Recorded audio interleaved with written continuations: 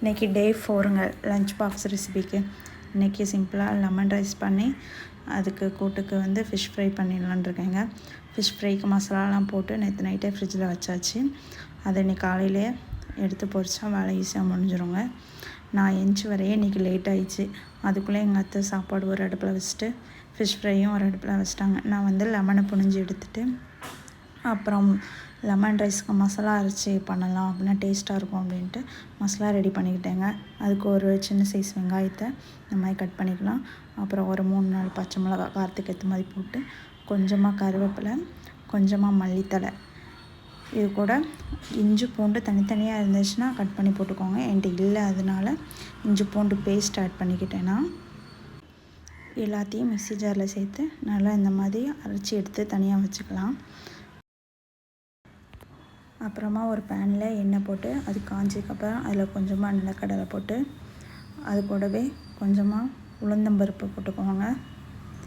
உளுந்தம்பருப்பு அப்புறம் அது கூட கொஞ்சமாக கடலைப்பருப்பு, இந்த 3ம் போட்டு நல்லா கலர் சேஞ்ச் ஆகிற வரை ஃப்ரை பண்ணி எடுத்துக்கலாம். இப்போ பார்த்திங்கன்னா நல்லா கலர் சேஞ்ச் ஆகிடுச்சு. இந்த ஸ்டேஜில் 3 ட்ரை சில்லி போட்டிருக்கேன், காஞ்ச மிளகா போட்டிருக்கேன்.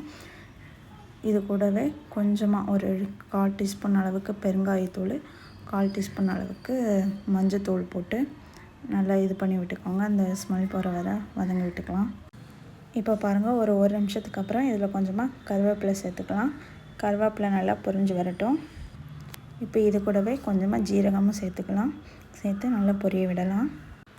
இதெல்லாம் நல்லா வதங்கிடுச்சு. இந்த ஸ்டேஜில் அரைச்சி வச்சுருந்தா மசாலா பேஸ்ட்டு இதில் ஆட் பண்ணி நல்லா வதக்கிக்கலாம்.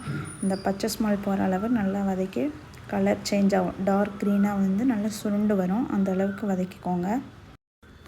இப்போ பாருங்கள் நல்லா வதங்கிடுச்சு. இந்த ஸ்டேஜில் தேவையான அளவு உப்பு சேர்த்துட்டு அதை நல்லா மிக்ஸ் பண்ணிக்கலாம்.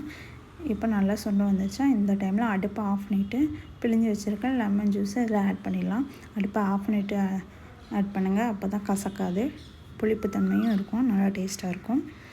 இதை நல்லா மிக்ஸ் பண்ணி விட்டுட்டு ஒன்றோட ஒன்று நல்லா கலந்ததுக்கப்புறம் மசாலா அதிகமாக இருக்கிற மாதிரி ஃபீல் பண்ணிங்கன்னா அதை கொஞ்சம் எடுத்து வச்சுக்கோங்க. அப்புறமா நம்ம வேறு ரைஸ்க்கு கூட ஆட் பண்ணி இது பண்ணலாம், கெட்டு போகாது. இல்லை கரெக்டாக இருக்குன்னா நீங்கள் சாதத்தை அப்படியே கொட்டிக்கோங்க. நான் பாதி எடுத்து வச்சுட்டு இப்போ வடித்து வச்சுருக்க சாதத்தை இதில் ஆட் பண்ணி பரட்டிக்கிறேன். இதை எல்லாத்தையும் நல்லா பரட்டி எடுத்துட்டோன்னா அருமையான லெமன் ரைஸ் ரெடி ஆயிரும். இந்த மாதிரி மசாலா அரைச்சி நம்ம பண்ணும்போது டேஸ்ட்டும் நல்லாயிருக்கும். லெமன் ரைஸ் சும்மா சாப்பிடும்போது ஒரு மாதிரி ட்ரையாக விக்கிக்கிட்டு இருக்கும். இப்படி சாப்பிடும்போது நமக்கு அப்படி இருக்காது. ஒரு தடவை ட்ரை பண்ணி பாருங்கள், கண்டிப்பாக எல்லாேருக்கும் பிடிக்கும், நல்லாயிருக்கும்.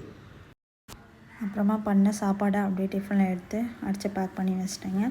கூடவே எதனா ஃப்ரூட்ஸ் வைப்போம்ல, அதுக்கு இன்றைக்கி வந்து மாதுளப்பழம் எடுத்து வச்சுருக்குறேங்க. அதையும் உரித்து ஒரு டிஃபனில் போட்டு பேக் பண்ணியாச்சு. அப்புறம் எதனா பயிர் வைக்கிறதுக்கு அவிய வைக்கல, அதனால் வறுத்தரிசி மாவு இருந்துச்சு, அதில் சர்க்கரை போட்டு அதையும் மிக்ஸ் பண்ணி வச்சுட்டேங்க. அப்புறம் நான் எப்பவும் போல் நட்ஸ் கொஞ்சம் வச்சு எல்லாத்தையும் பேக் பண்ணி முடிச்சாச்சுங்க. டே 4 கம்ப்ளீட்.